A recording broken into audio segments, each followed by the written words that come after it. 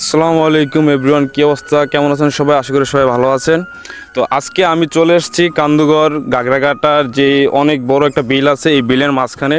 তো বিলের মধ্যে এসে দেখলাম এক ভাই এখানে কীটনাশক ওষুধ স্প্রে করতেছে। তো ওনার থেকে আজকে জানবো যে এই যে ওনার জমিতে যে স্প্রেগুলো দিচ্ছে, এইগুলা কিসের জন্য দিচ্ছে এবং ওনার এখানে কত বিঘা জমি আছে, আমরা এইগুলা বিস্তারিত ওনার থেকে জানবো। ভাই, আপনার নাম কি? আমার নাম সুমন। আচ্ছা ভাই, আমি দেখলাম আপনি এখানে এই অনেকক্ষণ যাবত এই মাঠে জমিতে আপনি স্প্রে দিতেছেন কীটনাশক। হ্যাঁ। তো আপনার এখানে কত বিঘা জমি আছে? আমার 60 বিঘা জমি আছে। আচ্ছা, এইগুলো কি আপনার নিজস্ব জমি? নির্দিষ্ট জমি। আচ্ছা, এগুলো ধান চাষে আপনার লাভজনক হয় কেমন? লাভজনক হয় এখনের সময় আপনার খরচ যাইতেছে বেশি, বুঝছেন? তেলের দাম বেশি, 140 টাকা লিটার তেল দিয়ে সেরা, এরপরে 4000 টাকা কানি ক্ষেত কাটান লাগে, এই লাগান লাগে, আপনার অনেক মেলা খরচা।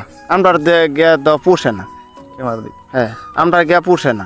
আচ্ছা, তার মানে এখানে আপনার ধান চাষ করতেছেন। দর্শক, এই ভাই যে ধান চাষ করতেছে, এখানে তাদের এই ধান যখন রোপণ করা হয়, এই রোপণ করা থেকে আপনার ধান কাটা পর্যন্ত তাদের অনেক খরচ পড়তেছে।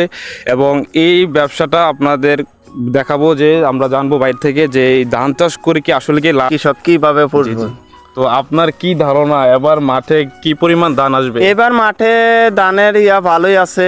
অনেক কীটনাশক ওষুধ দিতে হয়, ওষুধের দামও বাড়তে, আমরা তো পুষে না গিয়ে সেটা। তো আশা করি এখানে আপনার যে 60 বিঘার মতো জমি আছে, এগুলাতে আপনার কেমন লাভ আসতে পারে? লাভ আসবে একটু কম আর কি, এবারে সিজনে একটু কম আসবে লাভ।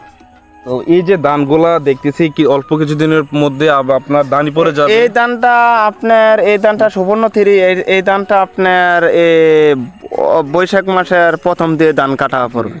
তো এই যে ধান যে কাটবেন, ধান কাটার মধ্যে আপনার খরচটা কেমন হয়?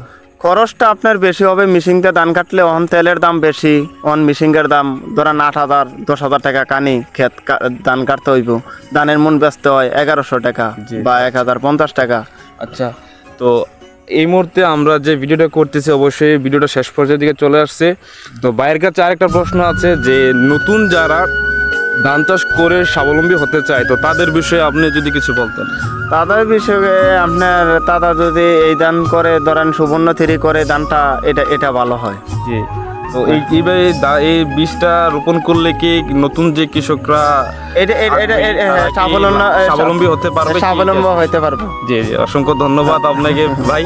তো আশা করি এইবার ব্যবসায় আপনার যেন এই লাভজনক যে একটা ব্যবসা হয় সেই ধান খেতে আপনার এমিস্টার টপ দিতে হয়, নাটি বুট দিতে হয়, সেলটিমা দিতে হয়, অনেক ওষুধ দিতে হয় আর কি, যদি জানতে হয় যেভাবে আমার থেকে জানতে পারবে।